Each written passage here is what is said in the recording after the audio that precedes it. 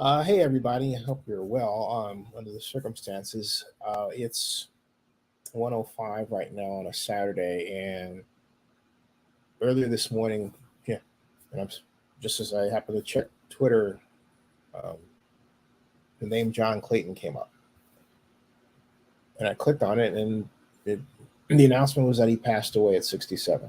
I'm completely shocked, um, because John and I became friends, and I just luckily, because of my own course of life and his, just lost touch. But I remember meeting John officially at the NFL Spring League meeting in Charlotte in 2016 in the media room. And I'm sitting, and he comes up and he sits next to me. Um, and he says, I want to talk to you about the Raiders and the Coliseum situation. I have a lot of questions to ask you. And while that would normally seem like, you know, so what, right? Not a big deal, considering the way, candidly, I was treated by uh, a fair set of people among the NFL media group.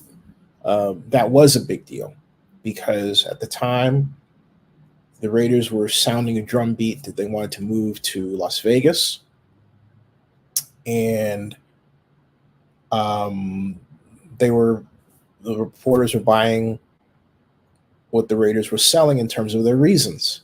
The reporters were buying what the Raiders were selling. There was little, if any, critical thinking about what they were putting out. There was some.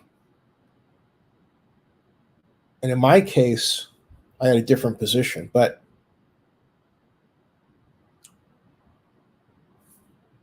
with all that, I was used to sort of being on my own, I guess. And here comes John. The media is mostly white that covers the NFL, mostly white and male. And what comes out reflects that. So I was used to being ostracized. People would not say hi. They were cordial, but we were obviously not friends. I can count on one hand the number of people that I can point to as friends, unfortunately, um, who reach out, ask you how you're doing, and that sort of thing. And I realized that, I realized that. But here comes John. And that was how we met. So we would say the friendship was transactional. Well, yeah. On the other hand, all friends are transactional. All relationships are transactional. In other words, something is expected to maintain the friendship, right? The bottom line is what's expected is being treated properly. um, but John and I kept in touch, and we talk about things far outside of the realm of the NFL because both of us had similar family responsibilities. He to his wife, who has MS and had it then, me to my mother, who is my only family remaining, who is now 87, and I pray will turn 88 on October 1st of this year. And I'm here for her. So it was in that context I got to know a different John Clayton, a man devoted to his other half in a way that I think everybody should be devoted to their family, in particular to their wife, if you're a husband. And I became first aware of this when he and I just happened to be on the same flight down to Arizona for the NFL Spring League meeting in 2017, where eventually um, the the Raiders would be granted the right to move to Las Vegas. And up to that point, like for example, at the Charlotte meeting, uh, John would playfully go when he would see Mark Davis. And I remember one point he said, "Hey, Mark Davis is down there downstairs. Go and talk to him." And I tried to, and Mark It's like, I know, right? But John didn't see that I shouldn't be a part of the media. He didn't treat me like that, and for a specific reason, the NFL granted me a credential. And even though I have a different way of doing it, that's more new media, that was that. Plus, John recognized my history. He took the time to look. He took the time to treat me as a human being. John Clayton took the time to treat me as a human being. And so we got to Arizona, the man who took the time to treat me as a human being and had done so for over a year up to that point, needed help with his wife. And so I helped him by getting his bags and making sure they're off the plane. That was no small measure of a process because we had to wait until everybody else left the plane. And then we had to make sure that we got her bags and there was a wheelchair waiting for her. And so John had a particular format and process that he went about deplaning his wife whenever they traveled because she has MS. And so I became part of that process in terms of assisting him. And it worked, you know. And so my thoughts shifted from John being John Clayton to John being a friend, and I would check to see if he needed help.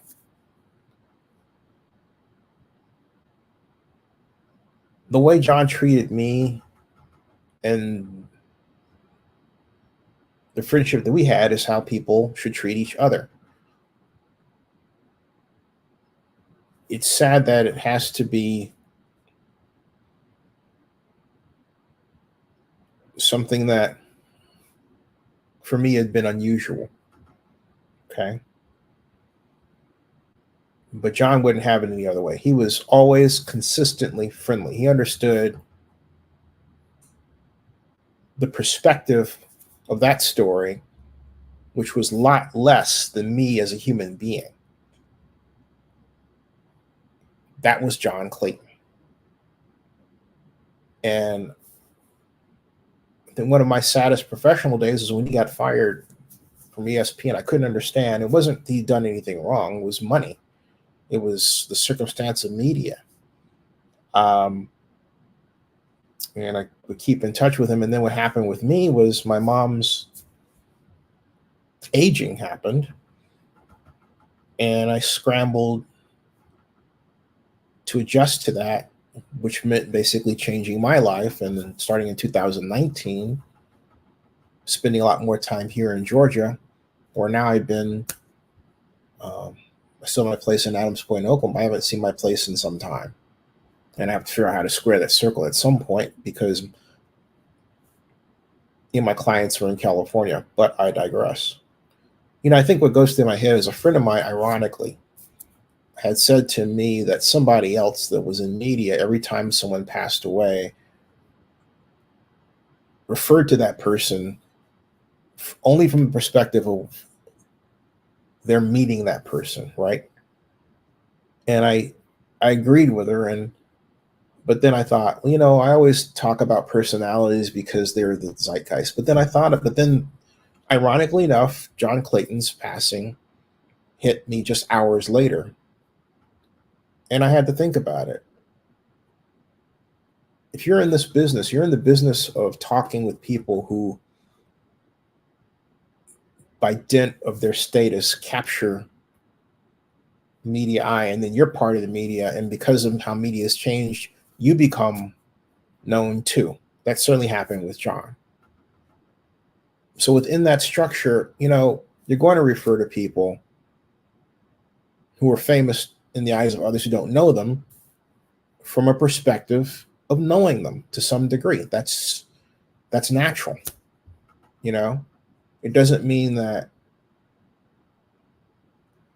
we're seeking the spotlight or the limelight. But what it does mean is if we express our sadness or loss about that person publicly, it's because we're both public figures, and that is equal to the nature of our relationship.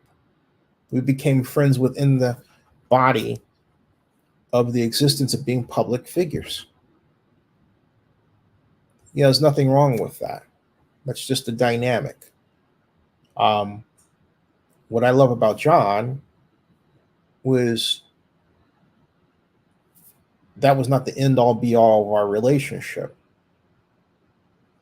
What was our common care for our families and the common insistence of treating each other with respect and friendship.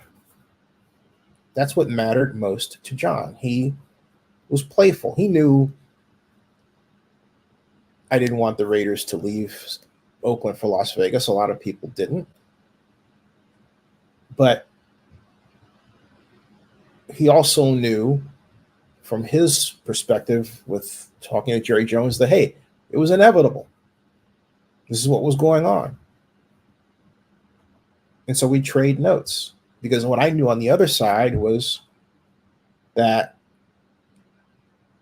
it looked like there were forces, specifically Fortress Investments in the city, that were putting together a credible effort to keep them. There are other areas where it looked like the NFL was not operating in good faith, and that led to court. We talked about all of that. And that's the great thing about John. We could talk about that.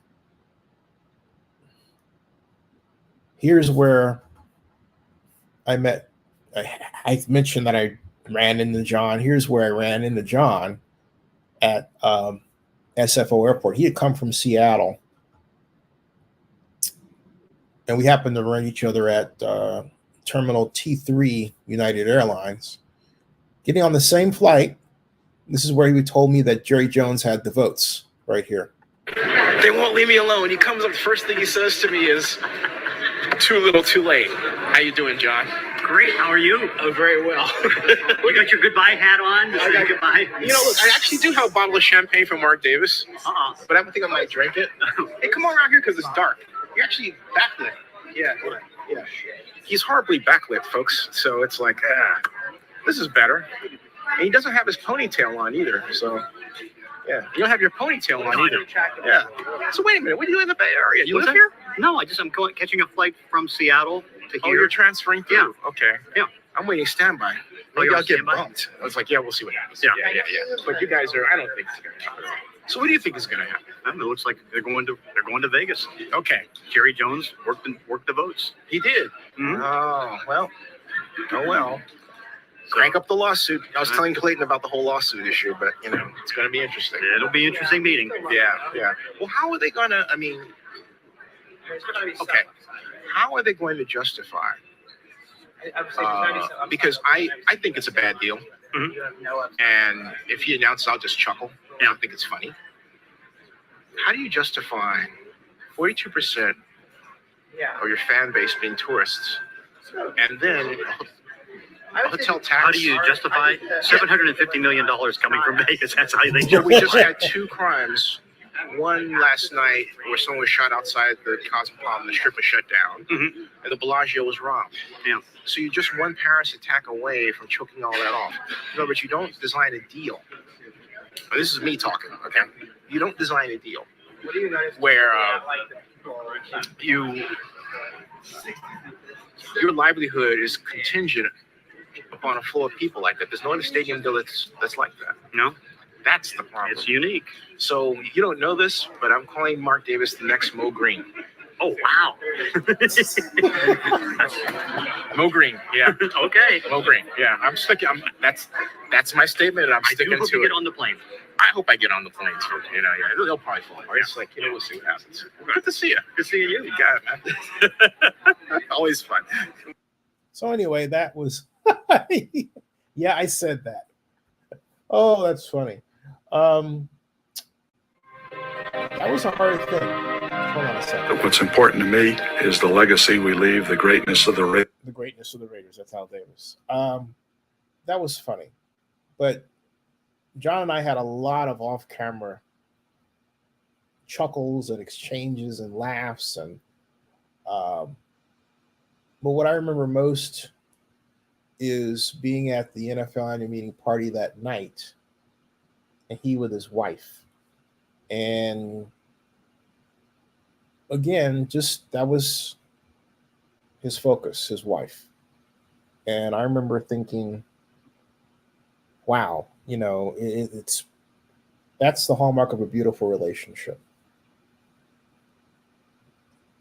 And they talk about thick and thin and to death do us part. And what really saddens me and all that is that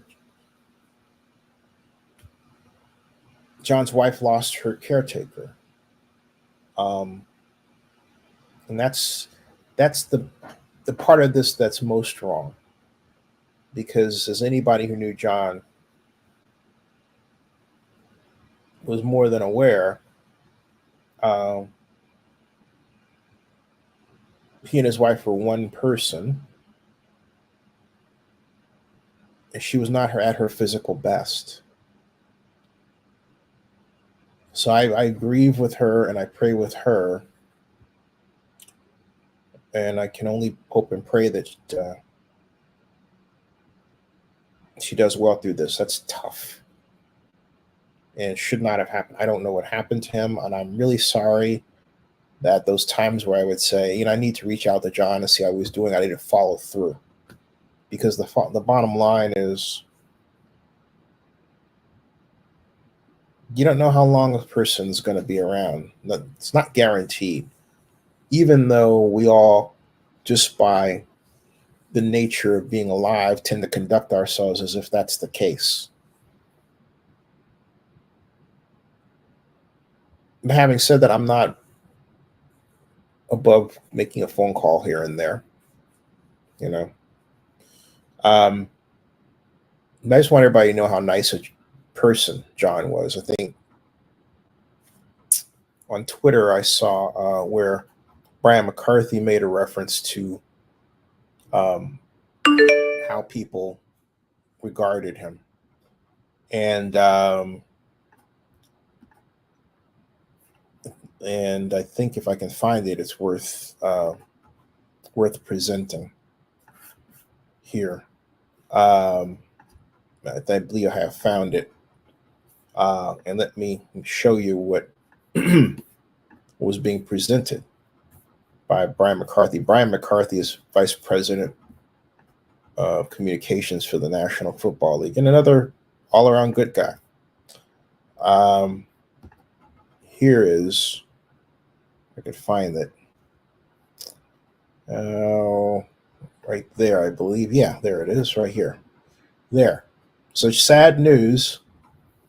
The passing of John Clayton. He was a friend to everyone he met and grew a following among players, coaches, and personnel and fans who knew him through his writing, his TV segments, and the legendary spot.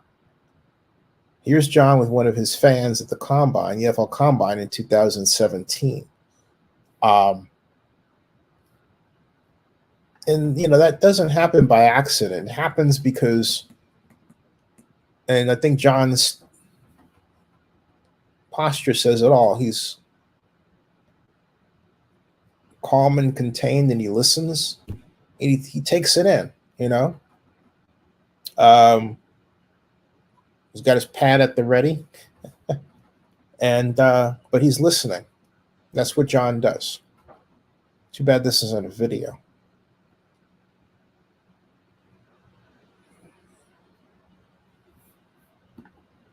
So I just want everybody to know again, and I can't say this enough, how nice a person John Clayton was.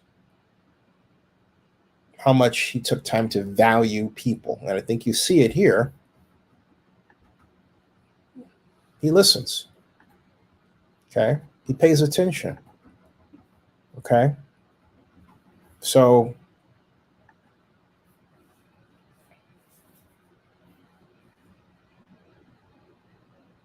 it's fun. It's fun. It's fun to say that when they made a person like John Clayton, they broke the mold. But in this instance, I hope there are other people who copy him in the way that's most important, and they understand that just acknowledging a person and asking them about what they know and becoming interested in their thoughts, that's the greatest gift that you can give anybody in this life or the next. Thank you.